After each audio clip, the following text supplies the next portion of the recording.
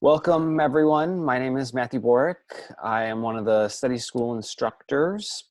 SteadiSchool is a program based in Los Angeles right now that pairs camera operators and camera assistants to do group workshops that focus on the art of storytelling through presenting one-take shots. I also offer my services to teach film loading and general camera assistant skills.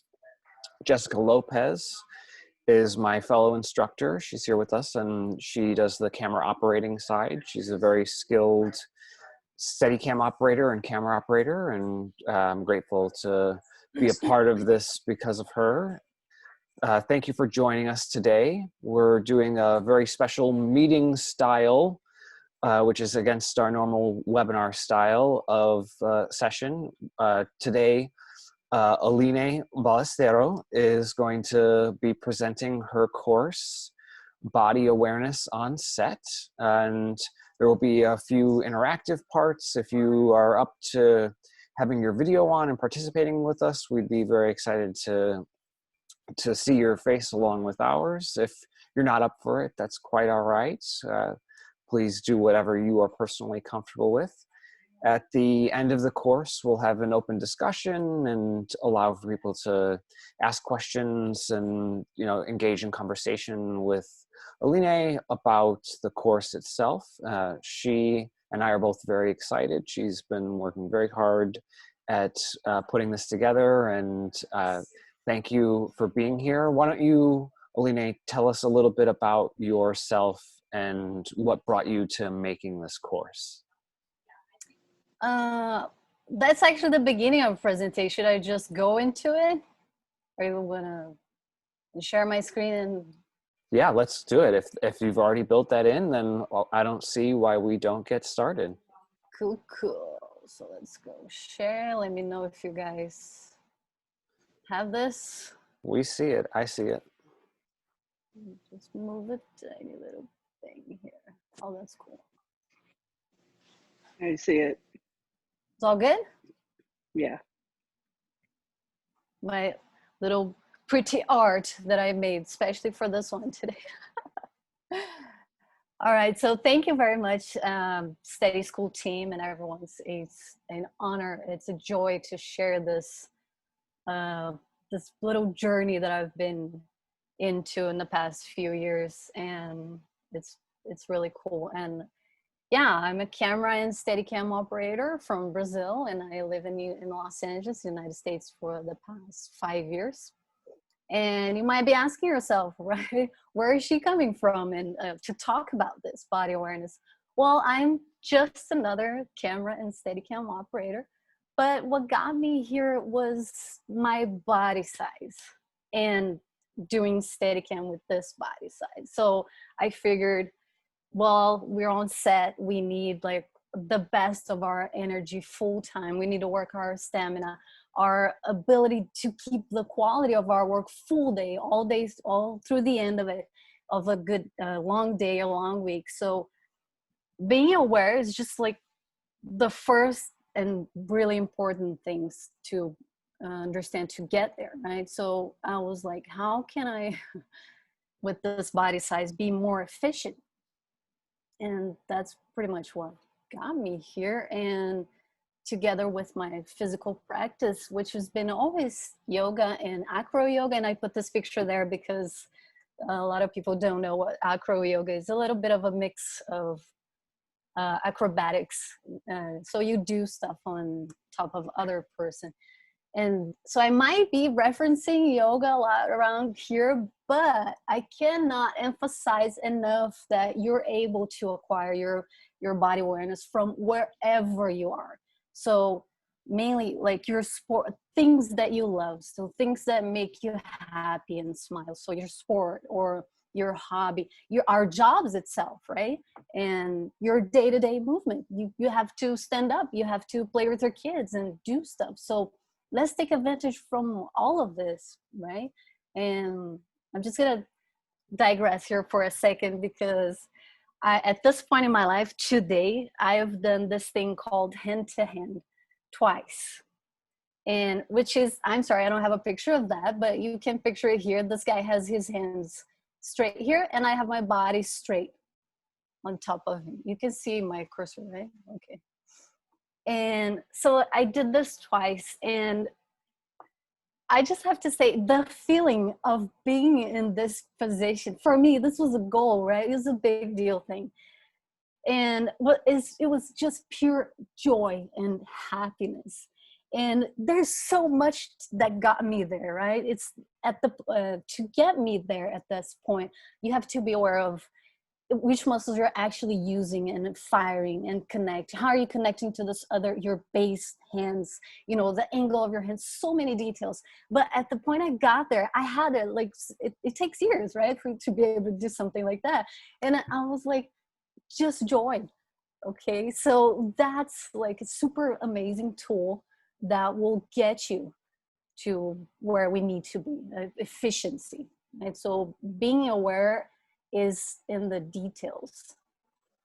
And we need to improve efficiency by optimizing the use of our best tool, which is our bodies. And, oh, sorry, let me just, oh yeah, until this point, also like pretty recently, I've been told my entire life that we cannot recreate or neurons are not born in our system, right? My entire life I learned that was the way it was. But there's actually neurogenesis in a little part of our brain that's called hippocampus. We do, I mean, there's many types of neurons, but we actually produce, meaning there's always room for improvement, right? We will get to this pretty soon. But Mr. Bruce Lee said this: empty your mind and be water, my friend. And he was, if you know, like if you're very young and you don't know who Bruce Lee is, please Google him. And he was a little bit of a step further than us. Okay, so today I'm going to invite you to open your mind instead. We might get to empty our minds, but let's think today of opening our minds, because I think lately we've been one-dimensional thinking too much, right? We think this is good or bad. This is, I like red or blue. And we're not actually getting into things more profoundly. So let's discuss this. Let's understand the process of these things and evolve and get better in what we're doing, right? And when we're water, my friend, we actually flow and we take other forms and we adapt, right? If you're stagnant water, you get dirty and you don't generate life. So in this very important matter, I think this, what he says and what he lived in his life is very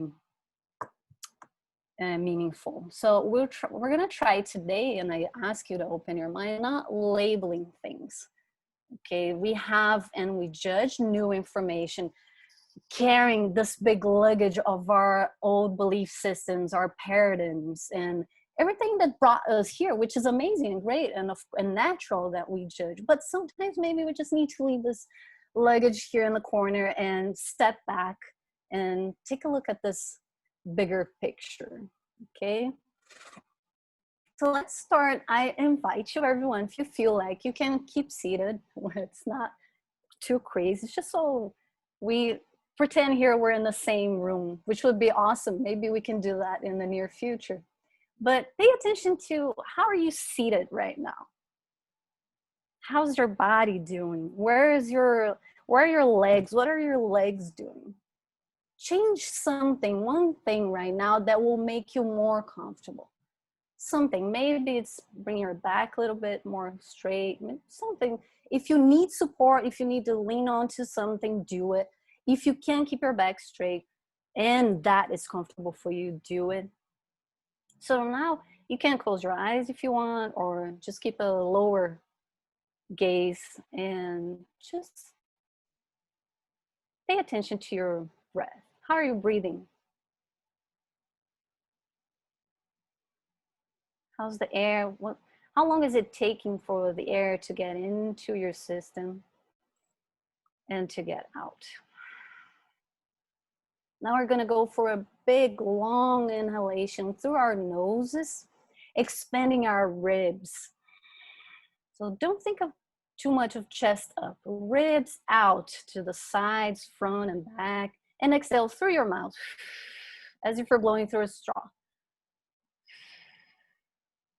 One more inhale through your nose,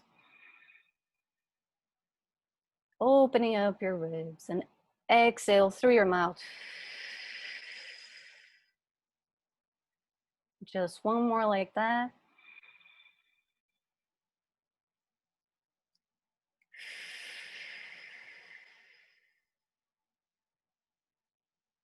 Check yourself, see if anything has changed. Now we're only gonna breathe through our noses if you can. And try to make your exhales a little bit longer. Opening up your ribs. So what are we doing with this? We're actually physically bringing our diaphragms down, which is opening space to our lungs to have more oxygen in its bottom, which is where we are more efficient in feeding our brains. So that's exactly what we're doing here physically. And there's so many advantages of this thing that we just did. And plus, by extending the time of your exhalation, we're touching our parasympathetic nervous system. So you've probably heard of this. Sympathetic is the one in fight or flight, and parasympathetic is the system that we are actually relaxed. We are in a good position. We are actually where we should be. And I think lately in our lives, how we're dealing with things, we're getting more and more crazier, less time, too much screen time. So the parasympathetic is the opposite to that. It's where we want to be for longer. Okay, so that's our first and most important exercise when we think about body awareness. Okay, so what we're doing here today. In a film set, what do we need to work it perfectly, to have it really organized, right? All the cinematographer, the sound, the set dressers, the director, camera, everyone in working together. It's totally necessary for you to have an amazing job. So here, the same thing. In order to get body awareness, we'll need these little elements, the physical elements of it, right? Shouldn't we maybe take a look, maybe looking a little bit more to ourselves, what we're doing with our bodies and our mental, emotional states. So how are you emotionally on set? How are you dealing with your breathing, your mental awareness, everything? And nutrition, there's no way we talk about all this without checking how are you doing and what we eat, right? So nutrition and sleep. So pretty much that's what I'm going to be covering. In the course, there is actually a lot more of like practical understanding, of course, with equipment and everything like that. But let's put this in a perspective here. You've probably seen this picture. Don't worry too much about the little information, the small and black. It's just so you see, if Earth was created like 24 hours ago, we are here, humans are here for the last second, right? And that last second is actually hominins. It's still like stuff, beings that look like monkeys. We started to communicate, to do things like the earliest evidence for writing is the year 3500 before Christ. So, I mean, we've been around here for nothing. And we already have this much tools and elements to start working on ourselves, right? So you can look at this in a few ways. We're just babies, evolutionary speaking. And at the same time, we have the access to information. And it's crazy how quicker we've been doing this, right? Because it was already in my lifetime that we get cell phones and emails. And so you can call me crazy, but we have the answers within ourselves. Besides the access of all the information in it, we should start working a little bit more, taking the responsibility to ourselves and start working a little bit more within ourselves. So, okay, we should say that, right? Well, I'm just another human being, just like any of us here, but we are this vast, unique universe within this one body, right? I have a little bad representation of us as a little cell here, this white dot. And so we contain so much in here, in this universe inside of each one of us. And at the same time, we're a tiny little cell that's part, and that makes this huge entire one thing that's humanity on earth, right? So if I want to see better things outside me, I need to start inside me. I am part of this big thing, right? So it's not being selfish. Take care of yourself first. And that's like super important. And we're only going to be able to make a difference in our environment and anywhere if I start from inside me. Okay. So, okay, let's go to physical awareness. Many other elements within that, right? Our first part, physical. Let's get first thing, design. The very design of your body, everything you can think of, your joints, for example, there's this ball and socket joint. It is this way. So design's telling you what it's supposed to do, right? It's this way because it can move more. I have another joint that's a hinge. It is designed this way because it can, so the design will tell us so many answers that we have already inside ourselves we can't reach because it's there, it's telling us. Or our guts, they look similar. We're going to get to that when we talk about nutrition, similar looking like our brains, right? So this is one of the aspects that also proves that the answers are within ourselves. Second thing, we as children, we are a blueprint of what we're supposed to be physically, right? What do? They breathe correctly. Children actually breathe diaphragmatically, what we just did right now, and we have to force ourselves to do because we forgot how we're supposed to do, right? They have good posture. If you put a kid sitting on the floor, they will actually have their back straight, right? They have crazy mobility. They can put their feet wherever they want. So, and so many other aspects. So we take a look at them if you're in questioning yourself, well, how should I be doing this? You know, maybe look at a baby, or the evolution of that in kids, right? And how they start, I can only be laying down, now I can only do for like hands and knees, and then I'm able to walk. So the evolution of that. Okay, next thing, mobility. Mobilities are one of the main things important for us to go for, and it actually means our range of motion. How much can I move this arm, this hand, any joint in our body, any part of our body? And it's related to flexibility. We have to go for it. One of the goals is having both mobility and stability in equal spaces, in the same. For example, just so we understand, I have my passive mobility of my wrist. Is passive is when I need to take myself there, right? It's either myself or gravity or someone. So my wrist mobility is till this point around here, and my passive. So what's the active mobility? How much I can take my wrist there? If that angle is pretty close, you are optimized. So that's where we want to get. So again, if you're doing exercise, if you're working, check yourself. We're gonna get to that too. And stability, strength. So how much you, and that's why I can take this actively, because I'm using the strength of my muscles. Next thing, motor control. How much you have the ability to take yourself places, or to take your parts of your body to the place they should be without the fear. Fear is one thing that communicates to our brain, oh, maybe you shouldn't do that, you know, and then we lack motor control. So we need to, motor control is more about our neural pathways, that we need to start accessing them in order to improve our communication with our brains, right? And last, balance.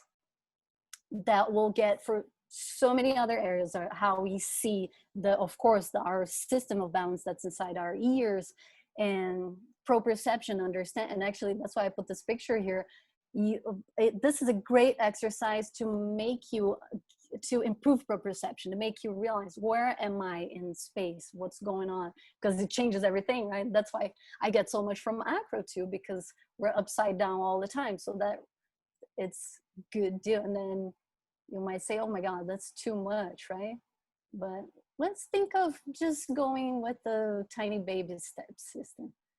All right, if it's too much. First, it's good and amazing that you have something that you might be calling impossible today, like I thought before my hand-to-hand was, right?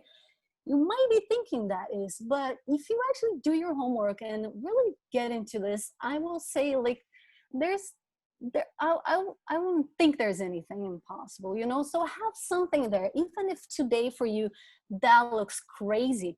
It's something that you're gonna take these 2 or 3 little first steps.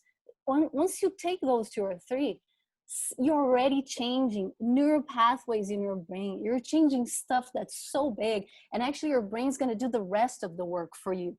So it's actually not that hard. So think about this, baby steps. And and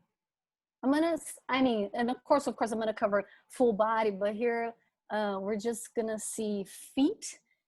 Why? Because they are our foundation. It's the thing that puts you in contact with earth, right? If we're bipeds and we're standing, that's the only thing that's connecting me to receive feedback. Well, my skin is receiving feedback from the temperature, but the touching is our feet. Also, everything's in there, right?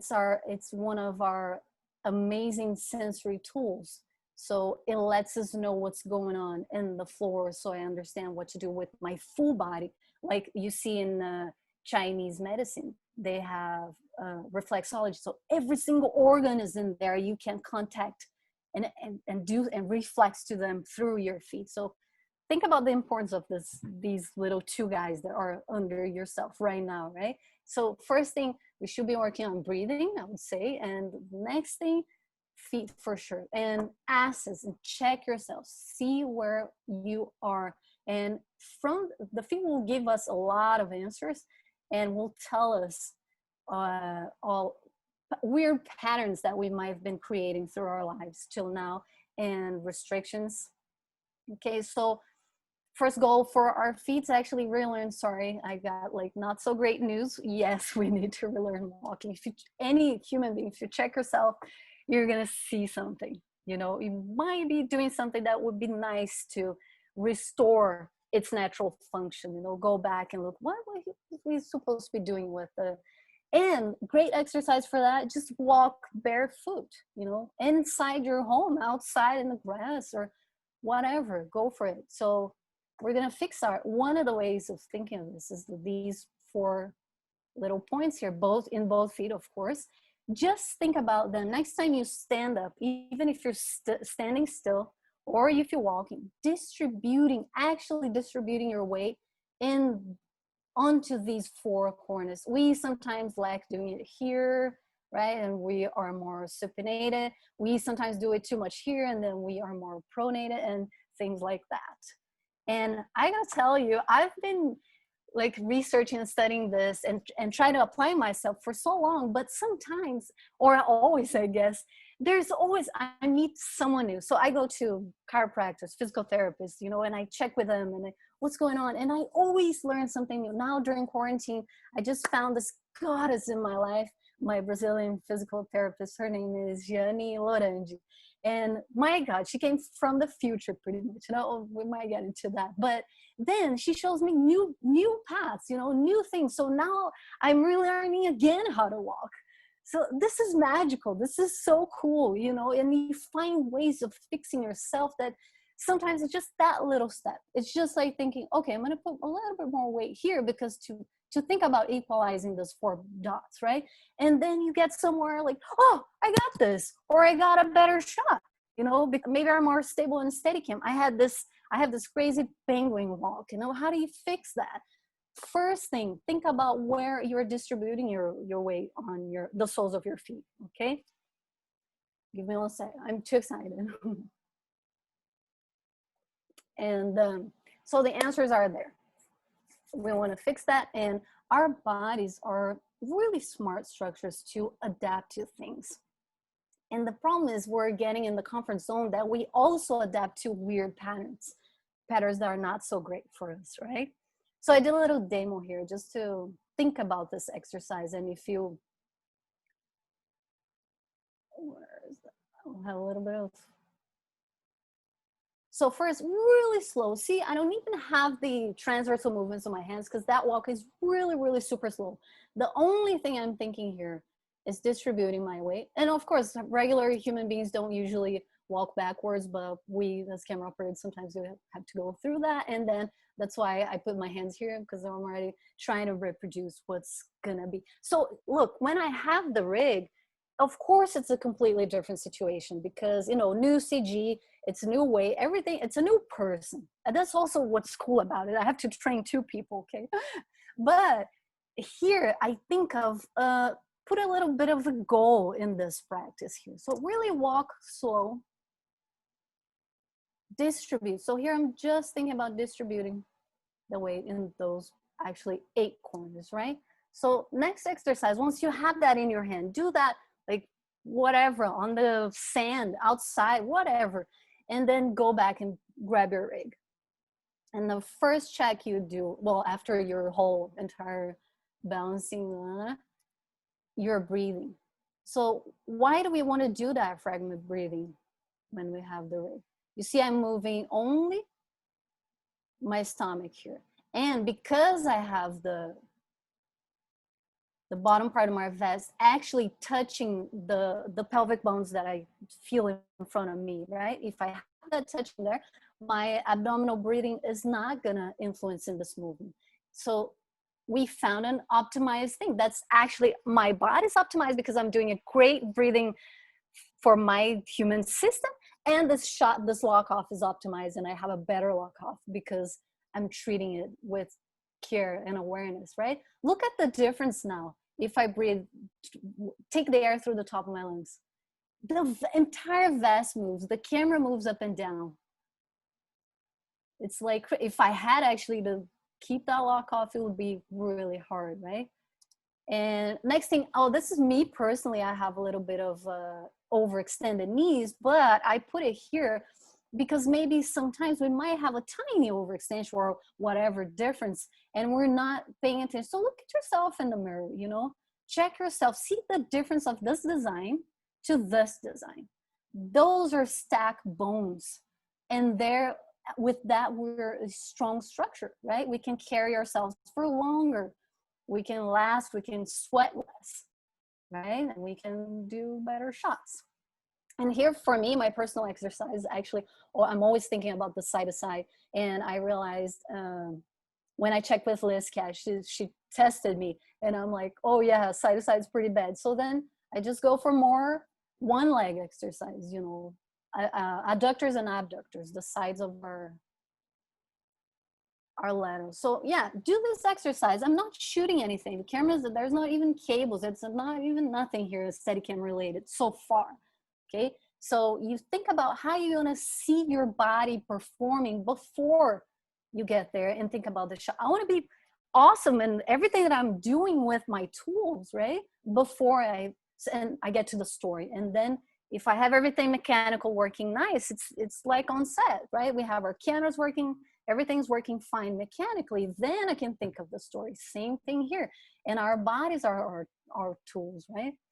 So again, our heavier rigs here are gonna give us different feedbacks. Of course, I just had this amount of weight here at this point, but it's still, it is a good exercise because you are checking where you wanna be in terms of your pelvis. Is that the vest really grabbing your pelvic bones? You know, does that feel comfortable? All these little details and subtleties that are part of the. So what do we need to check here? Our breathing, the way to press your full soles on the ground, straining, of course, because we work with heavy things, balance that I mentioned, adductors and abductors. I mean, everything, right? But for this exercise, I was checking that. So after that, I'll go to the next.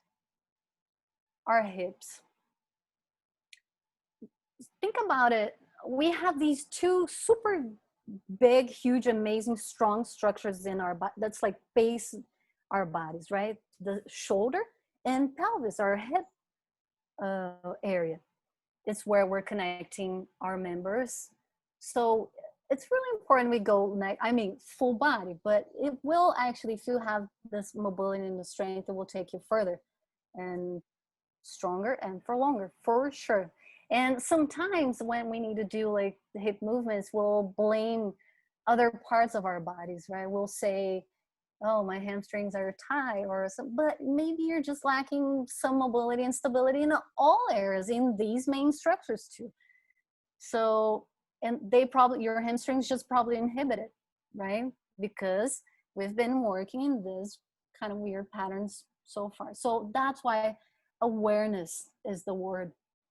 You wanted to go back and rethink all of them. So how do we check our hips? First thing, well, if you ever,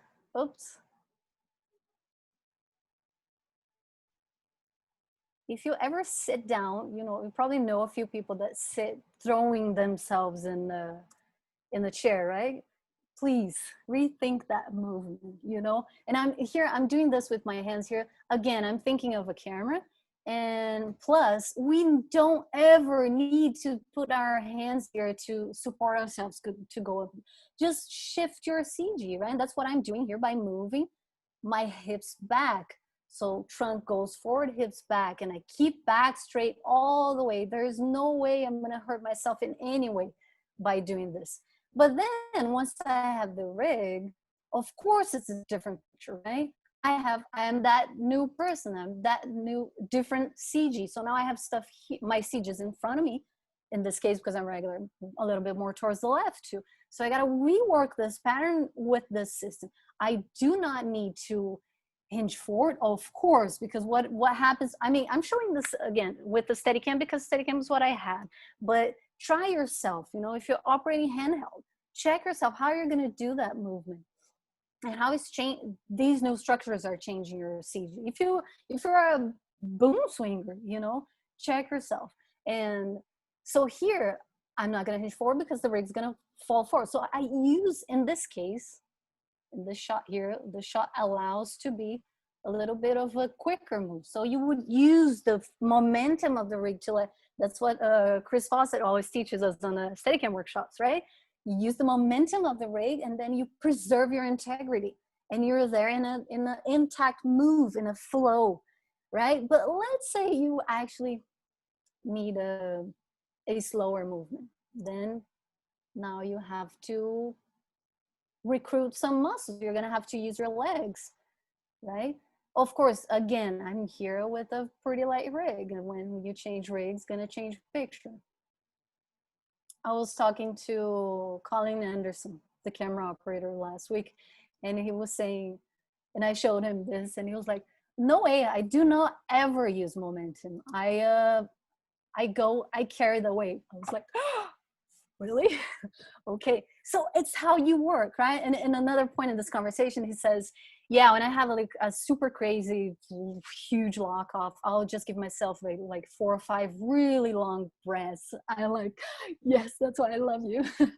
First thing he says, right? It's breathing, guys. It's breathing, okay? So, all right, check your hip hinge. 2 ways we can do, we need to grab stuff on the floor, right? How do we do that without hurting ourselves in order to last longer? I want to last longer as a person. I want to last longer as a camera operator. So you definitely want to keep your back straight all the way. And here's the very important, this is a deadlift, right? So 2 ways, deadlift and squats. We are going to use them to assess yourself, check where we are. You're going to use them to exercise, and you're going to use them in life to grab cases on the floor, right? To save your back, to save yourself, to not feel pain, to not get injured, okay? How do you check this one? We want to keep the integrity. We want to keep the structure, our powerhouse, right? So back straight, back straight. We're going to hinge from the hips. In the case of a deadlift, you're actually helping your knees because you're not putting any strength here by keeping them vertical. And look, this is this person here, okay? Everyone's gonna be in a different position. So how do you check yourself? As soon as your lower back starts rounding, that's your last stop. So let's see. Let's see this again. Okay, deadlift. See how the shins stay vertical? Well, here in this case, I can grab something here, but let's say you're doing an exercise at your place, at home, okay?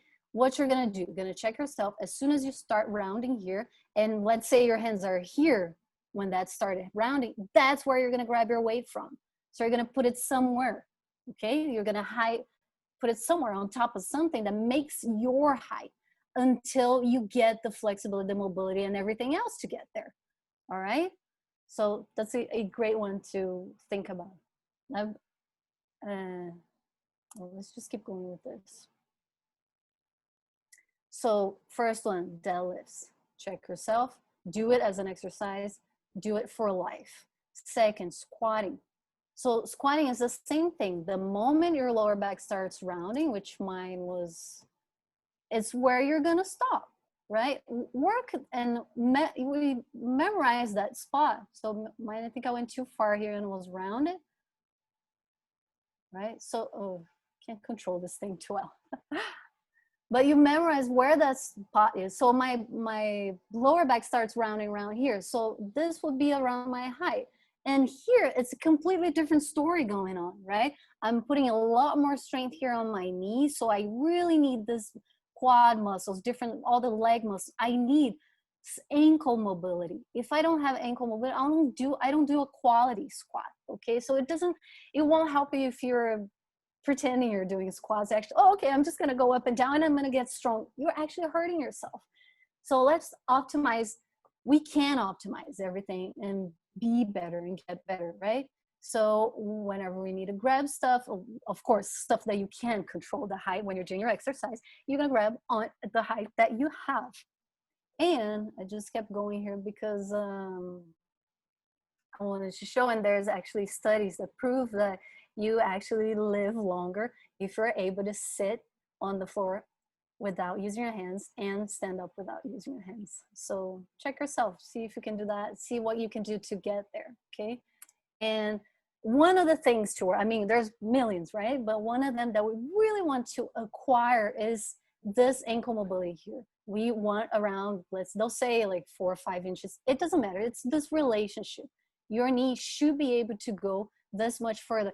And then you're gonna say, no, but in the gym, they tell me all the time, the knee can't pass my toe. Of course, when you're carrying load, when you're like all day, like you have to keep your back straight, right? We have to keep our back straight when we are operating Steadicam, when we are under gravity for a long time. But of course, we need to be able to move around everywhere to all sides and front and back and everything while we're training, right, like kids. So here, this is one checking system. So you're gonna see, oh, well, if I do this on the ground, until where I'm going here. If your knee is not passing this area, maybe you wanna try to do a little bit of this passive. This is already the exercise. This is a passive exercise. You're just gonna put your weight here on this leg. And then you do, of course, the other leg, always keeping the integrity of your design here. So your toes are pointing to the same direction that your knees are pointing, that your hips are located, okay? So again, all of these things are checking systems, are the exercise and what you want to do for your life. So here, the passive exercise would be you just put your weight here on top of this and get to that. And until in your limits, please don't hurt yourself, okay? So, and again, everyone is different. That's why we have that little cell example. Everyone's gonna do things in a different way, right? I was talking to Colin, I mentioned about the moment. He's like, no, I don't ever do the moment. So yeah, I'm not saying there is wrong and right in this aspect. You really gotta see where you are right now and how to work from where you are, okay? So my suggestion is we put all the possible, we have so many, right, on the table, and check which ones am I getting. I mean, there's 100 things I could do, ways I could do this thing, right? So check which ones are actually good for your system and good for your shot. Like we had the breathing. We can find that. And it's pretty amazing how we actually can, and it's possible, right?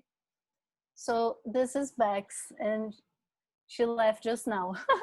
And I put this picture here just because I love her, and she's awesome, a great Steadicam operator.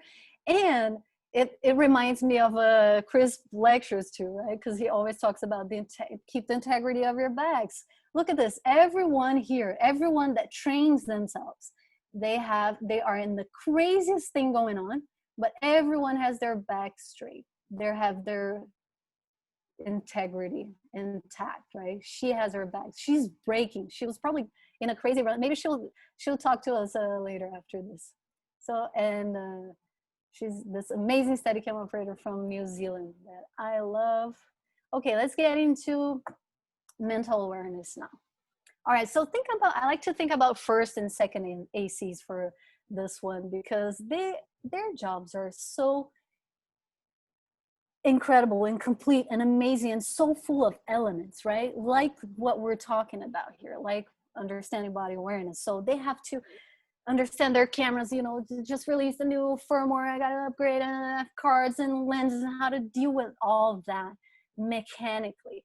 So think about this person, they're awesome first AC, second AC, they know everything about the equipment, they know everything about everything mechanical, but then they get on set and there's something wrong, and no AD comes and something's messed up, and then that ruins their days, or they cannot deal with the emotional fluctuations of whatever.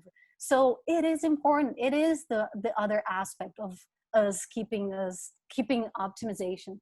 All right. And so we want to give it a few thoughts on this too. Our perception of life and the world is exclusively based in our five senses, right? I mean, scientists, when they need to figure things out, they can only prove, and that thing is only official when they have proofs in terms of seeing it. I can smell it, I can touch it. But when we're missing a tiny portion of the equation here, the subtle ways that we interact with the world, right? And I have a quick story time for you guys, and that's why I became vegetarian. Okay, I'm vegetarian for the past 5 years, and I think it was maybe another 10 years ago, around that era, someone tells me, I'm eating meat, I'm eating everything normally, and this person, have you ever tried spending a week without eating meat and then meditating after that? I'm like, wow, no, that's crazy. Okay, let's try that. And then I spent a week without eating any meat, and then I go and meditate on the weekend after that, and I have this crazy trip. Okay, I don't use drugs, and I had never used drugs. And I mean, I doubt that, right? I'm still, what's going on? And then I go back to my regular life.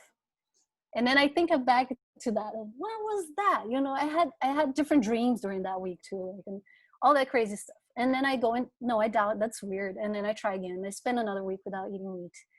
And the final of the week I go and meditate, and I have the craziest trip. So I'm like, but it took me, it's still a while to become a vegetarian, but am I telling you to not eat meat? Absolutely not. I'm telling you, change something. Doubt yourself, you know, recheck yourself. That's all what this is about, and experience things. So mentally, we got to be a little bit more daring, you know, because there's so much more we don't know yet. And remember that we just got here on Earth, and we're evolving so fast, and we're getting there. You know, more and more you see scientific studies, they're actually admitting, getting a little bit, diminishing a little bit of that gap between science and whatever you want to call this other thing, spirituality or whatever. You know, we're starting to tap into this area, and it really makes a difference. Seriously, like, I'm no one in a path of meditation or whatever, and still, baby tiny steps, guys. If you do it, like one little thing, two little things, you start seeing results. You know, you start realize on set, you're gonna, for me, my personal practice, on set, I would get comments from, you know, baby steps. Okay, so I'm working on how I walk, and I hear from the sound guy, oh my god, so cool, the previous Steadicam operator, I would hear their steps so hard, and you were like, it seems like you're flying. I'm like, oh, okay, so maybe that thing that I did is kind of making sense. So that's why for me it became a more of a method, you know. I'm like, what am I doing here that's making sense for me on set? For me, it pretty much always, it's what I'm doing on at work that's telling me if I'm doing it right or not. Also, being happy. If you're happy with what you're doing, it's probably you're doing it right. Okay, that's a law in acro yoga too. If you're smiling, it's probably because you're doing it right. So, okay, about meditation or whatever you want to call that. Okay, we just kind of did that in right now in the beginning. If you just stop, pay attention to your breathing. Look inside yourself. That's what it is. You don't need to name it anything, okay? And if you want it, I'll say meditation just for the heck of it. But the biggest misconception that we have about meditation is thinking you have to not think. Your brain will actually disagree to that, right? And for example, don't think of a yellow submarine right now. And pa, I just took a picture of your brain. Right? It tricks us. So observe, let the thoughts come and go. That's all it is. And again, I know I'm not into these things. It doesn't matter. You're a human being. Stop and breathe. That's all I'm saying. And just by doing that, you're accessing these little dots that are here. We're actually reconnecting them. That's what we need to do. That's all it is to it. And what we have here, and what is tricky, one of the things that are tricking us is this tiny little portion here inside in the middle of our brains. That's our primitive area of our, these are they only function in order to keep us alive. So their task is only to keep you alive. So that's the guy that's telling you, go grab that sugar thing, you know, because that's going to keep you alive, because tomorrow might not have food. But it doesn't know that we have food every day now. Okay, so we got to start understanding the difference between these two. So this is our primitive area, and everything else is our neocortex. It's where we think, we analyze things, we judge, we understand, we sit down and study, right? So we want to understand this difference and start talking more with our neocortex in order to not sabotage ourselves, because pretty much every time I'm sabotaging, I'm gonna eat something crazy, you know, that crazy, sugary, whatever. It's my primitive brain telling me go and do it. Or let's say I'm gonna do exercise and I think I have to do 100 repetitions of whatever, and I get super tired and I almost kill myself because I was so sweaty. That guy is telling you, don't do that tomorrow, because you're gonna die. You're sweating like crazy. That was heavy, you know, don't do it. So let's stop talking to our primitive brains, okay? And how do we do that? How do we trick it back? Well, we start working from a place of joy, first of all. And that's why I mentioned my crazy hand-to-hand feeling. That was like, every time I think of that, I'm already happy. So maybe that's a tool. I could use that to work with some other things out in my life. So here's the moment I highly encourage you to give it a try, whatever that means to you. You know, maybe you have your religion, that is praying. If you have a religion, you know, maybe it's just doing nothing. It's just checking how you're breathing at this moment. So try that, like before, during, after work. And being mindful actually can be a simple thing, right? If you think about it, oxygen is brain food, right? I know that's cheesy, but breathing and what we just did, and thinking about expanding space for your lungs to work its best, right? This is where we're optimizing the use of oxygen here. So I'm taking the oxygen to the bottom of my lungs where I have more circulation.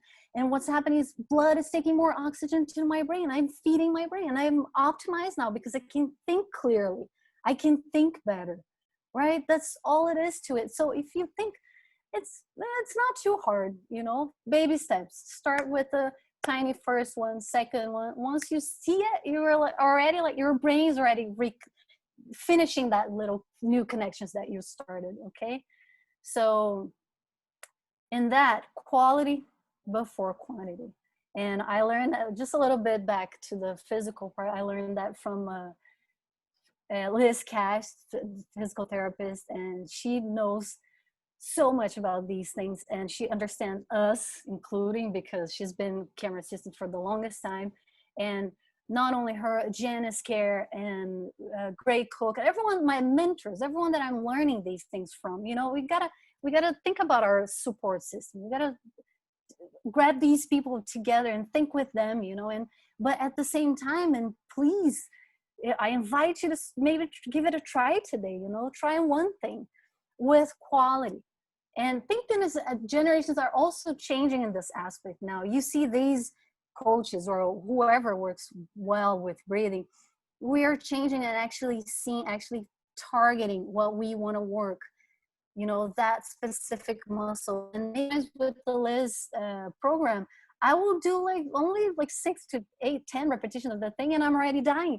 It's because we are targeting. We're actually working where it needs to be. Also, positioning yourself in space in the right place to be in order to get the best of that, right? So do that. Go for your mentors, you know, people I have in each one of these areas. These guys, the physical therapist for the physical part. I have my mentor for the mental awareness. Eben Ross is like the coolest meditation instructor that I've ever met. I mean, find these people for you, you know, and this is huge. So we'll learn from them, from studying. Actually take the time to check whatever's going on with you, right? Study. And from our personal experiences, of course. So I just want to mention this for a minute. We go to, let's say you have like a chronic pain or something crazy that goes on forever in your life, and you know no one has found an answer. You went already like to 20 doctors, and you go to this last one, and he says, well, actually, I'm sorry, we can't do anything about it. We don't have the answer. But just think for a second, and first go to the doctor, first of all. But look, we just got here in the last second, right? Maybe we don't have, or the medical society don't have the answer for that yet, but we're about to figure it out, all right? And why am I saying this? Because we take that problem, we take that whatever it is that we have, and we assume that thing is part of our identity. That's a wrong pattern, okay? Because we will act on top of I am this thing, instead of, no, I just have it right now. I'll figure out a way of getting out of this. And we get more productive, and we are better camera operators, okay? That's pretty much what it is. So try not to identify yourself with whatever it is that's an obstacle in your way. You know, that's just an obstacle. And also having the mental awareness to deal with these things will help you to actually see them for what they are, just an obstacle. And if you just start with that first baby step, second baby step, you might get there sooner than you think, okay? So this conversation about energy, you know, keep your positive thinking, it's not only abstractions. It's just feel it yourself when you're actually using your structures to need it for a movement, for a camera shot. You know, how much does that change the actor when they really have it in it? You know, when the actor is really good and they know what they're doing, they're really incorporating that story, that moment, that emotion, and that transfers to you and transfers to the lens. It's that what I'm talking about. Let's grab that energy and apply everywhere else, not only to tell good stories and to be better people, right? So then we can change other stuff besides ourselves. So yeah, that's it for this. Our mental processes are also evolutionary, like all knowledge, okay? So let's work on them. Next thing, nutrition. Okay, here we go back to design, right? Look at how this looks like this. And there's actually a term, gut-brain connection. As gut as our second brain, it actually has its own nervous system, you know. when I found that out, I was like, wow, its own nervous system. And I'm just going to go quickly through this. We have in our guts 100 trillion bacteria living in there as our roommates. Okay, just to simplify this conversation, just so we have it, we'll have within this 100 trillion, we have good guys and bad guys. Okay, and we have good food and bad food, right? I don't need to tell you what is good food and bad food, right? We know that already. We have the tools, right? What is happening is if you're feeding yourself with bad stuff, you're feeding bad bacteria. So now let's say you eat 80% of your nutrition is bad stuff. You're gonna have 80 trillion bad bacteria, and you're gonna have 20 trillion good bacteria. So what I want to inspire, if you want to think about this today, is maybe start considering a little bit of good food, fermented food, whatever good food. Just slowly, again, baby steps. We don't need to completely change your diet. Please don't do it, because that will make you sick. All right. So it's slowly. Let's start thinking bad food with bad, what majority bad bacteria equals inflammation. Inflammation is what we're doing with our bodies, not the regular ear inflammation. No, it's something that's happening inside ourselves, in our intestines. And we're recreating that inside. Sugar, for example, is the main thing. And when the most important thing about this is when you start cultivating the good bacteria inside yourself, you're going to start craving good stuff. So maybe we're associating right now sugar and that, oh no, I only crave like these, chocolate. Not really. It's because you're eating that. Okay. So remember, here's another area where we are interacting and we are listening to our primitive brain. We're listening to that little guy, and we're not talking to the big one, the smart one. Okay, so talk to your neocortex if maybe today you make a decision to change a little bit what you eat, because we eat. Right? Also, it's really interesting how, back to the thing, we're just here, right? The answers are also in bacteria, in discovering ways of preventing or helping with crazy diseases like cancer, heart issues, the immune system. Just in the last decade, scientists are figuring out they can actually use bacterial strains to fix these things. So who knows, maybe tomorrow you get a cancer cure or something from bacteria.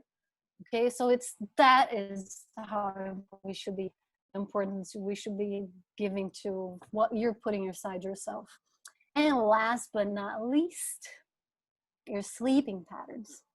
Okay, so in yoga, we do this thing called shavasana. It's the last pose after a practice in yoga where you lay down on the floor and just melt yourself in the ground. What is that doing? That's one of the most important poses of your practice, because that is actually where your brain's still working. Your body is resting, but your brain's working and analyzing, oh, what I just learned, right? What am I going to absorb as new knowledge, and what I'm going to throw away and forget tomorrow because it doesn't serve me. Okay, so it's in this moment when we're doing your shavasana, or if you don't practice yoga, it's when you go to sleep, especially in the beginning of the night. So what are we doing with ourselves? We are on our phones, we are watching bad news, TV, whatever, right before we go to bed. And what we are assimilating in that precious moment where you're supposed to be assimilating good stuff, you are, oh yeah, someone killed someone, and their whole family, or whatever bad news on your phone, or, so maybe the exercise I would propose here, stop for what however long you want before going to sleep doing these things, just stop for a bit. You might say, oh no, but I don't meditate because I don't have time to meditate. Well, maybe that's a good moment, right? So, and there's also yoga nidra. It's specifically a part of yoga just to deal with that. And it's really cool because it takes your awareness to every single part of your body, and you actually shut it off, you turn it off. And now the only thing that's really going to work is my brain, the good stuff, nothing that will make you tired. So Yeah, and also sleep deprivation shuts down production of brain proteins and brain food, guys. We need that. So think about your sleeping patterns and how you're treating yourself. Okay. So I invite you guys to change something today. Choose one thing. Could be on your physical practice, could be on your mental practice, on what you're eating, whatever. When we start unlocking new paths to find our own joy of moving our body with our awareness, right? That's what we want. And that ultimately will end up unlocking our entire connection as humankind, right? So I suggest you try a little something or two today. And that's what I got for today. I got a little bonus demo here, but we might include that during the questions. I have a proposal. Of course, you guys can ask questions. If I know how to answer things, I'll be glad to. But I'm here to share, and I don't know everything about this. Of course, I'm just another camera operator. So I want to invite you to maybe let's share and discuss this. So maybe there's something here that I said that resonates with you. There's something that you experienced in a different way, and maybe you disagree with whatever it is, So I want to know for you guys if this was useful or not. And I'll share my last demo maybe after. Alina, this was amazing. Very well put together information. I already tried to take care of myself as much as possible, but I'm finding right now my sleep patterns are struggling. And with all that's going on, I see it affecting my work. So I'm trying to reset that currently. And so I found today's information to be very helpful. I'm going to try and combine meditation in with trying to sleep. I'm glad to know. Are you trying anything to make it better? Just trying to go to bed earlier. Trying to be more calm and relaxed. Definitely keeping away from electronics. Just certain things. That's a good one. Do you have any recommendations? We do struggle with that. I mean, I'm saying all these things, but of course I'm another human being, like I said, and I do, and I work with, I go through phases, and I try, and that's normal. That's how part of being aware of your body is understanding these things too. And how you are different today, maybe something crazy happy just happened. You had the most amazing shot last week, and I'm so happy, and then I can work myself better. So let's use these moments to increase our practice, maybe after going to sleep, meditation, or just think about these things that they always sound cheesy, like, oh, make yourself a list of what you're grateful for, but they actually do stuff for you.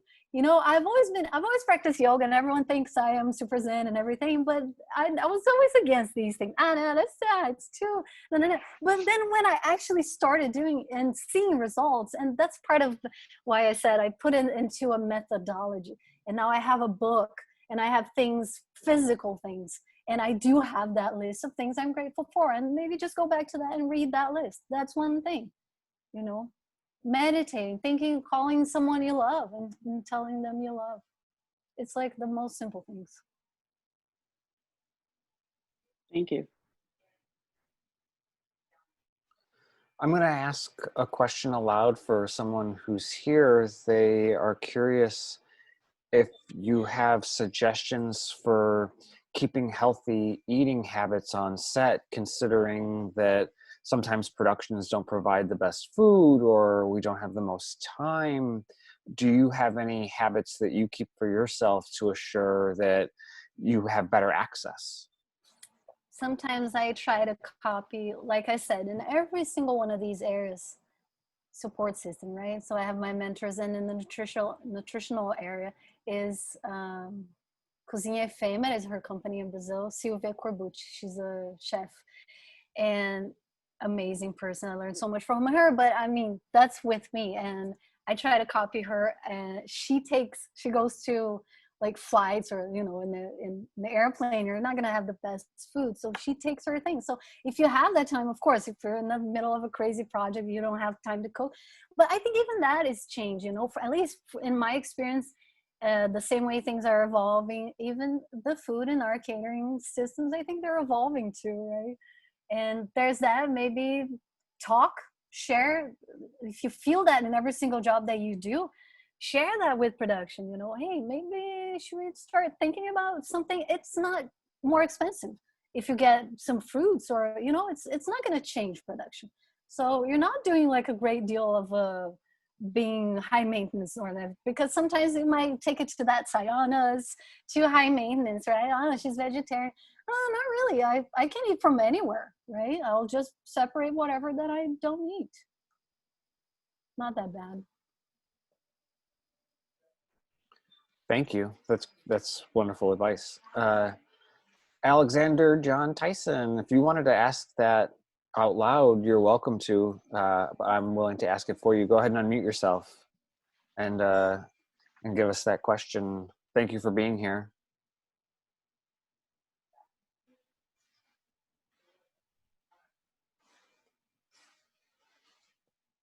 I think he's, or you know what, I can. So Alexander had asked, what's good for sciatic pain and plantar fasciitis while operating Steadicam? Do you have suggestions, Aline? Those are the two most often issues, right? I mean, I cannot speak to that because I'm not a health professional, so I would not go there. But oh yeah, thanks for putting it. That's Susan. She's amazing. But start with the baby steps, being aware. And same way as I did in my personal journey, I went to check with the professionals, you know, check where you are right now, go to whatever works for you. For me, it was a long journey, actually. I didn't even have any problems, but I wanted to figure out my body as a person, right? Then I would go to chiropractors and stuff without having any pain, just to ask them questions. Okay, and you know, grab stuff on Groupon. You also don't need to spend too much money on that. All right, and yeah, I mean, there's some stuff, you know, working on your mobility, that what I mentioned before, mobility together with strength. Those things, if you really go into a great coach, preferably someone that starts working with breathing first and actually targets your area or the areas you're working, meaning your full body. You should be working your full body. It's not only anything, you know, I have the sciatic, it's a nerve that comes from your lower back to your entire leg. So this involved in what you're doing with your full body. So it is about first check yourself. Of course, you're going to have limits if you're having crazy pains. Check yourself first. If you can do those things, then whatever is authorized to you from a health specialist, and then you're going to go from there slowly. It's baby steps. And then once you start doing whatever they said, you know, if say it's a physical therapist, whatever they said, actually do that. Because we're lazy. I mean, not lazy in the sense, but we have these things and we press a button and it works, right? And we think medicine is like that. We go and we ask for a pill and we wait that pill to do its effect, and that's it. But we're talking about human beings and bodies, and that involves so much more than this, right? And we have to do a little bit of work and think it's not even that much. Just do whatever they tell you, and you actually do it every day. And then in like no time, like 2 weeks, you're gonna fix those two things as well. Thank you again for that wonderful suggestion, because we should rely upon our healthcare professionals and build upon their recommendations as best we can.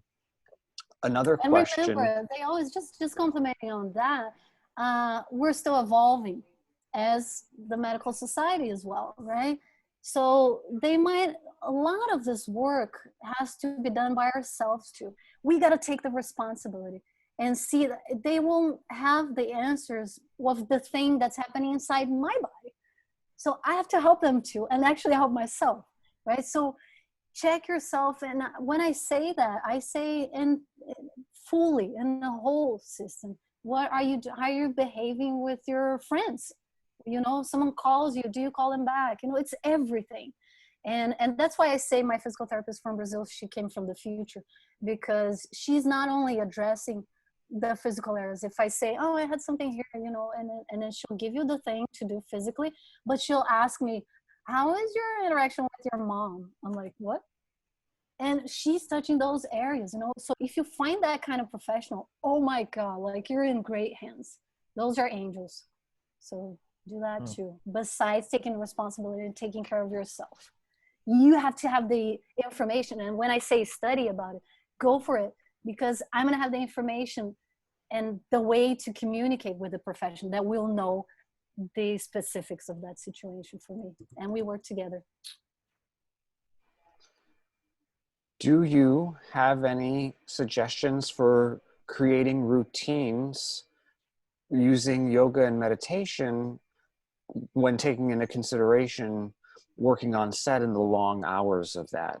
Do you have short practices that you keep, morning and night, so that if you are working 12 hours a day, you can sustain those practices?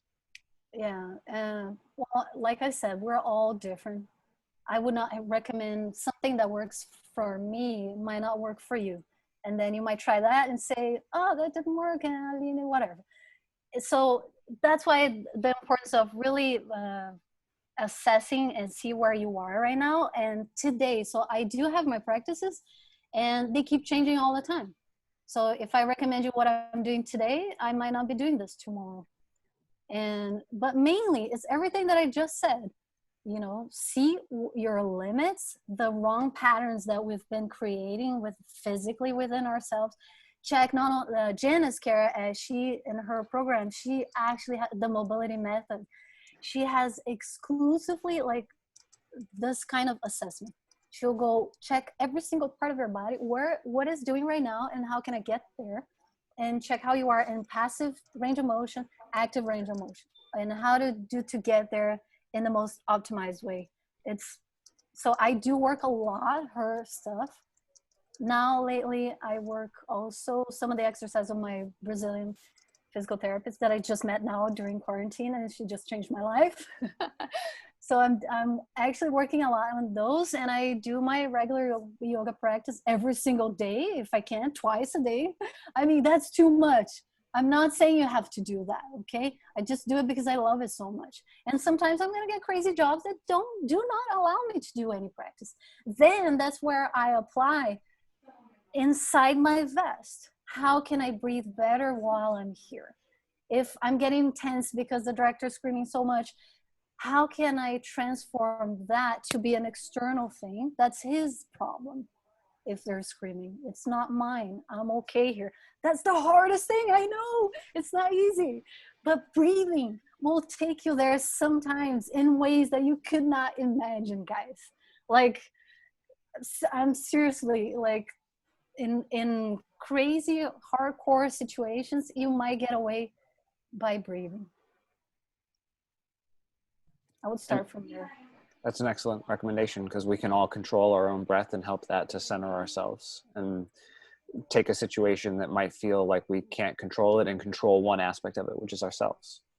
Exactly. You have all the tools inside yourself to start with, for sure. So someone had a question about shoes, and I think that you would answer it kind of similarly, where the shoes that fit you are not maybe the shoes that would fit me. But do you have shoes that you wear when operating? Are you loyal to a specific style of shoe or a specific brand? No loyalty. I would start from there. In my case, again. But I actually didn't put this in the lecture because I knew this question was coming. So I was like, oh, okay, we'll talk about that after. But of course, again, like I mentioned in the exercise with the Steadicam, right? We are all different human beings, and things work different for each and every one of us. So you're gonna look at yourself first and see, I'm 41 years old. What have I been wearing since I know myself as a person? So if you, for your entire life, you've been wearing cushioned shoes, and I tell you today, use minimal shoes because they're awesome. And then tomorrow you switch to minimal shoes and wear them for 12 hours, you're killing yourself. You're hurting yourself. So please don't do that, first of all. But check if you study. So going for information. Okay. So what does minimal shoes do for me? What is good? Why so many professionals are saying these things are good? And like I said, there's these guys online, the Food Collective. They have like pretty amazing coverage on this area. And I would highly suggest you to do a little research on how feet work. Start from there. And then for me, I'm going to tell my story. I'm not saying that's what you have to do, but when I started learning, I'm like, oh, okay, so if I go back to my natural patterns, what I was supposed to be doing with my feet, they're supposed to have this little bit of a curvature. I'm a little bit more supinated than pronated, which is good, it's best that if you're more towards supinated than pronated because you're more effective, because that comes from the fact that you are keeping your thighs a little bit more externally rotated, and that's how babies look, okay? So it's all those elements. And then I look at myself and I'm like, oh, okay, my entire life I was wearing cushion shoes, but now I read about it. I understand that's good for me if I get more feedback from the ground. So I, as a personal choice, I went there and okay, I'm gonna try the minimal shoes, any minimal shoes that's light, that lets you feel the floor, that's flexible, preferably not too expensive too. And then I slowly did a transition. For me today, I still wear both. I did a transition, but for me still, it doesn't work if I am, for example, full day, one entire day, like 20 hours in the same very hard concrete floor. Then of course I'm going to use some cushion because the floor doesn't really bring me too much feedback. I already know it's a flat thing, right?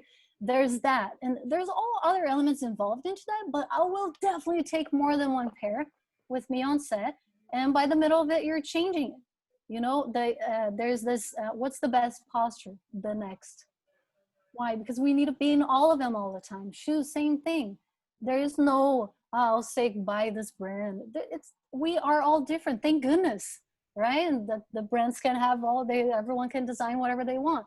But think about if you are actually, when you do that walking exercise that I proposed before, check, and why am I telling you try doing it without shoes? Because you want to feel what the floor is, this exchange of information. There's so much more going on, you know, what I'm feeling through my feet. It's a message that's coming to my brain that's telling me how to position my pelvis now and what to do with my shoulders. So there's so much into that I would highly recommend you start doing your research on your feet, both exercise and what to wear. And if you've been wearing cushion or whatever your entire life, maybe consider, you know, it's what I said before. I consider maybe changing, you know, stop eating meat or whatever that is. If it works for you, you might see results that might be awesome. Might change your operation, might change those slow moves, the super hard ones that you cannot get them right because it's so hard. But then now if I have the feedback from the floor, depending on what the floor is, of course, there's that too. So I have a lot of those, I have one or two, the 5 fingers, and I will go with them forever to the beach. So sand, rocks, anything that I really need to feel what's going on. And I will go with them, and I will definitely take something else with a little bit of cushion, you know, whatever. I mean, I don't need to mention the names, you guys know. And I'll change. So first look at where you're going. Of course you need to know there's scouting, right? You have information from production. What am I doing tomorrow? What's going on? What kinds of, you know, I have to climb a mountain and things like that. So we are always, as we already know, as Steadicam operators, prepared, and you have your bag with your stuff. So take maybe a second or third pair of shoes, and before changing to anything, do the transition. And the transition does not include your job. You're going to do the transition training. I go up the cover steps and I take my 5 fingers and I go all the way up and down. Oh, okay, that felt good. How am I feeling on the trail? You know, what are the answers I'm getting from the floor? This exercise was really good, the slow walk, because it will definitely tell you things in a slower way. So even if you go outside and do this, whatever, go slow. First of all, it will establish those connections one way or another. Aline, to add to the feet and shoes, so my journey doing Steadicam for over the past decade, I've actually not thought about all the things that could happen to my body over 10 plus years. So we'll say like 12 years now. And I now have a strong relationship with my podiatrist just as much as my therapist. So That's I cool. go and get my feet checked out because I was born pigeon-toed and I have flat feet. So these things work against me being a Steadicam op. And so I've relearned how to walk before I ever even got out of high school because people would make fun of me. And then being a Steadicam op with flat feet, you know, I always thought I needed to have boots, or it's been a tough shoe journey for many, many years. I've gone through basketball shoes, I've gone through running shoes, I've gone through boots, I've gone through hiking shoes, I've gone through tennis shoes, I've gone through those aerobic flat shoes, I've gone through the 5-finger-toed shoes, I've gone through them all. And I developed plantar fasciitis, which is a common heel problem that a lot of operators have that we don't think about or talk about. It's actually a common problem in a lot of people. So I have to rework my foot every day to trick it, to let it know it's actually good and that it's not hurting. So these are things I all learned about 10 years after I've been doing Steadicam. And I wish I would have known earlier, Same here. because I wouldn't be fighting the pain while I'm doing my job. And there's nothing wrong with my foot. It's just, it's tight. It's a tight tendon problem, or, you know, too much weight on the left side of my body. So now I have a slight scoliosis happening. And it took my podiatrist to tell me all this stuff, all this damage I've done to my body for over a decade now with equipment, with Steadicam. So like you said, everybody's different. And for me, someone with flat feet, it's easier to get to that foot problem pretty quickly. And so now I'm on this journey of trying to fix it, and I've switched over to Brooks. So I researched plantar fasciitis and how to, you know, get by it. I got the massaging and stuff, the exercises, all that. But Brooks are actually designed for this problem. And they are cushioned shoes with a little lift at the heel, because you want your foot to be raised with someone with really flat feet that stand on their ankles like me. So I'm sorry for blabbing, but I just wanted to get to the backstory to let you know that since we're all different, we are doing damage to our body no matter what. And it's up to us to learn how to undo that damage, like you are describing. I'm just learning it a little too late. And I'm glad that you're bringing it up now for a lot of people that are still have more time. So yeah, definitely younger people, go for it. Go check yourself. And I don't mean only doctors, you know, just look at yourself. Like those exercises, if you're doing deadlifts and squats, are you actually doing them with awareness? Are you actually, because if you're bending the lower back like a shoulder, you're not actually getting the full potential. And what you said, it's interesting that you had all that, and you're an amazing Steadicam operator, right? So these things, we should not, what I was saying about identifying with the problem, it's not you. It's not part of your identity. You are an amazing Steadicam operator, no matter what.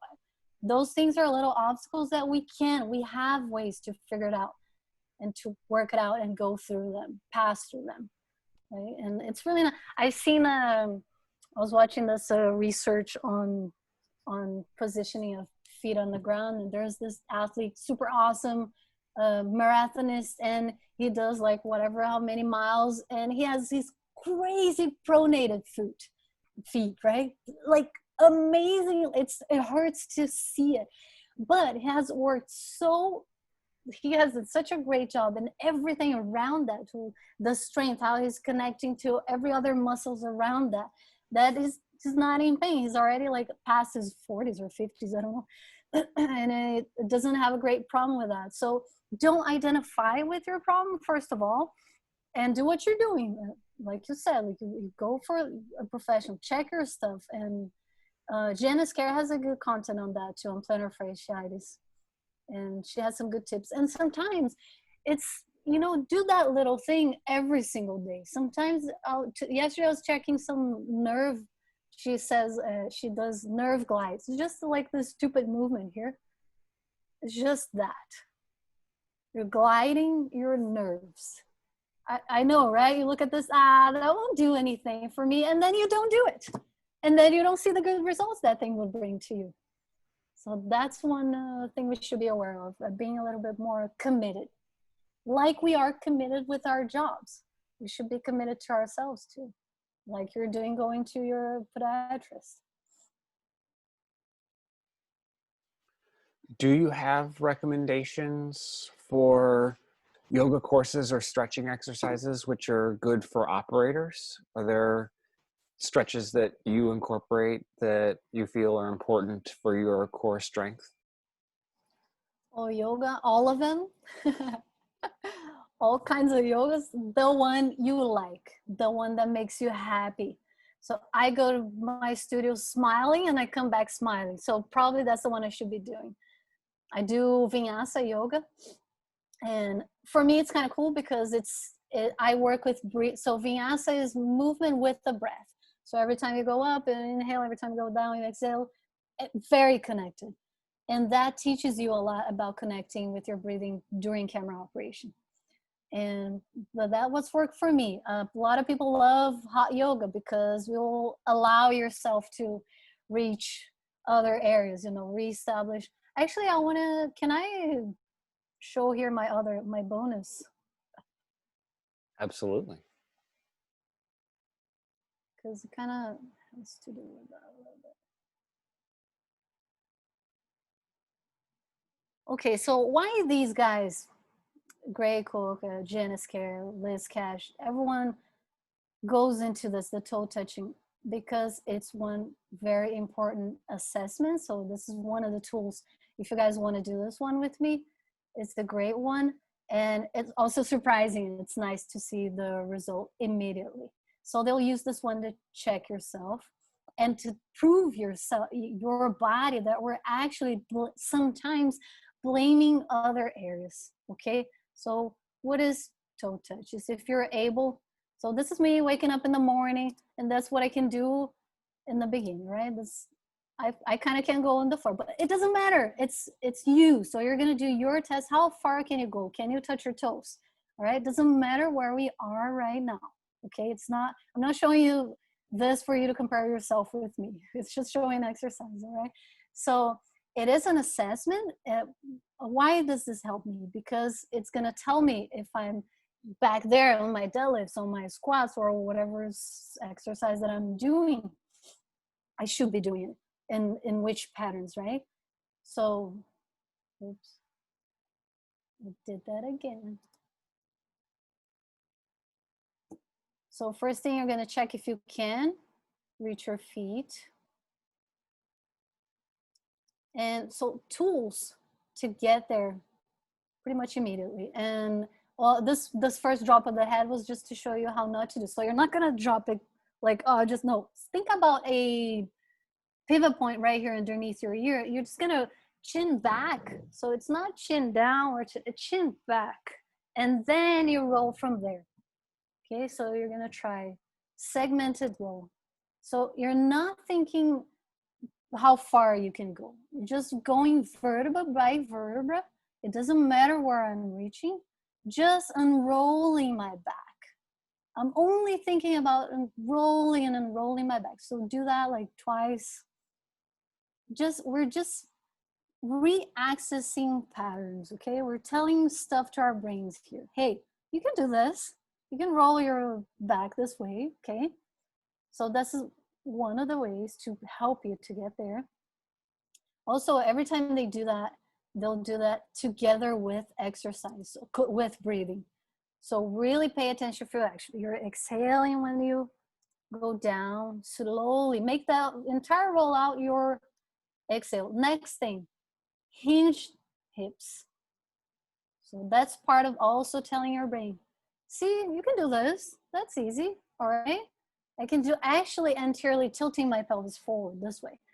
like I'm doing right there. So you do that a few times. Next thing, and one of the most important, you're gonna grab something like a pillow or whatever you have that will actually maintain your good alignment here. Actually, think about where your femur is touching here, the socket block of your femur, and that's pretty much it's gonna be the distance between your feet. So really squeeze that thing. Only these three little things. Maybe if you just squeeze the ball, you know, sometimes they do it like that. And then look where that got me. Then you try doing it again, and then, oh my God, that's so much further away. So what was your brain telling, if in the case, I mean, again, everyone's different, right? Let's say your brain was telling you to not, let's say you were stopping up here. And actually what's happening, it's not that you have tight hamstrings. It's your primitive brain, that guy, we don't want to hear them all the time. It's telling you, hey, contract this thing, otherwise you're going to fall forward. You actually have already that mobility. If you did this test and you were able to touch your toes or at least get closer, that means you have no problem with your hamstrings. So this is a great assessment and also good exercise. Keep checking yourself where you are, where I'm going, and try to trick. This is one way of tricking your primitive brain, and tell them, hey, I can actually do this. And once you do that, you're actually, what we're doing here too is what they call reciprocal inhibition. We are, by pressing the ball here, we are using our adductors, right? The muscles that are in between internally in our legs, and that automatically contracts your core, and that makes you relax the outer part, your back muscles and your hamstrings. So you have that, it's already inside yourself. You just needed to use this little tool, which was a ball, rolling yourself, doing that with your pelvis to get here. Right? So let's talk to our neocortex and open up this opportunity. And here, what did I just do with that exercise? You opened up a window of opportunity. So now you just told that your brain just learned that. So use those next minutes to do something that's going to be preferably a really concentrated, focused exercise on what you really need to open up, whatever that is. So I like this one because it kind of shows things, new pathways in your brain. How do you come up with all this amazing stuff? I just am floored. Great Mentors. Cook. Yeah. Janice Carey, Liz Cash, and the physical part. Mental awareness, Eben Ross, best meditation teacher I've ever met in my entire life. And seriously, these guys, they're not inside your body, right? You're going to learn the good stuff, the juicy stuff. And once you start applying into yourself, you're like, oh, now I figured this other thing out. Isn't that amazing? And then you go back and tell them, and they're going to be so happy with you too, because, and then you can spread the word, you know, and we are going to become a better humanity, a bigger whole. Well, your excitement is contagious, and I love it. Yeah, it's really cool to study this, especially when you see a great shot and a great lock off, and the actor is transmitting that kind of emotion, and you're able to translate that to your lens. That tells me, oh, okay, you're doing a good job with your body. Maybe you can do a little bit better next time. But you know, it's those things that are our feedback, and that's what we need to keep on going. So I have one more, and if anyone else has anything, please post in the chat, or you're welcome to raise it yourself. But Elisa Sousa said, I would love to hear a little bit on how to start a physical journey and checking yourself while staying at home during the pandemic and avoiding leaving home except for set. She's curious if there's anything that can be done over Zoom or online classes that doesn't risk injury. Do you suggest simply rewatching this and following the things that you set out? Yeah, go to you. I guess it's staying on YouTube after this, right? Pretty much. So this one, and Jen is care mobility method. So That's a very awesome starting point. Because mobility. that's the one where you find the biggest amount for your entire body of checking, assessments. And then from there, and she has 2 programs online. And the next one is your next step, like go for straightening. And yeah, I think Grey Cook says that start with mobility because again, childhood is our blueprint, right? Where we start from as kids? Mobility. So we are first of all able to move everywhere, and then slowly from the ground up, I start strengthening my body. And he says something really important. If you any of you guys have kids, please let them. How do you call when they do crawl? Let them crawl before walking. So you're fixing so much of that, these things that Jessica was talking about, like so many problems that we have as adults. It's like when your parents buy you those things to walk ahead of time, you don't want to do that. So if you have kids, or if you ever have kids from now, let them crawl. And yeah, mobility method is, I do that all the time. It's pretty good. This has been fantastic. Thank you again so much for your time. Thanks to everyone for being here. I'm unbelievably grateful for this presentation. I took something away from it personally, and I hope everyone else did too. If you want to rewatch it, you're welcome to find it on our YouTube. The SteadiSchool YouTube account is searchable and free for all. And we're seeing if we can't develop some more content for YouTube and for all of you. And we're grateful for everyone's support through the pandemic and before and after. We're so excited to be a part of the filmmaking community, and we hope that you'll continue to engage and participate with us in the filmmaking community moving forward. I want to thank each and every one of you for being here, Aline in particular for her presentation. Do you have any last words that you'd like to share? I'm just happy. It's a joy to be here, and thank you guys for inviting me. This was awesome because it helps me in my process too, you know. And I heard this the other day. If you really want to learn something, try to teach it, because you really have to get into this, right? When I moved to the United States, I was, well, what am I going to do to make some money, right? I went to teach Portuguese, my original language.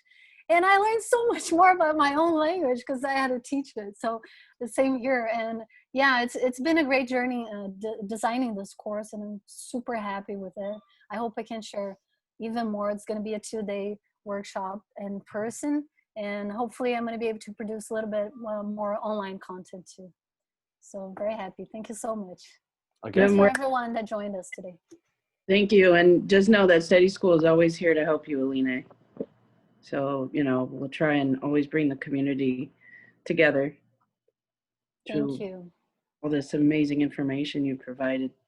I appreciate it. And then also bringing Bex to the conversation, showing off her picture. That's amazing. She's such a power woman over there on her side of the world, kicking ass. So that was very nice too. Glad she's a part of it. Yeah, even like super far away, Bex, we learned so much from you. So thank you. Thank you so much. Thank you all, guys. Thank you, Matt. Good job putting this together. Everybody stay safe. See you on the next session. Take care, guys. Take care, everyone. Thanks again for being here. Be safe. Yeah, be safe and be well.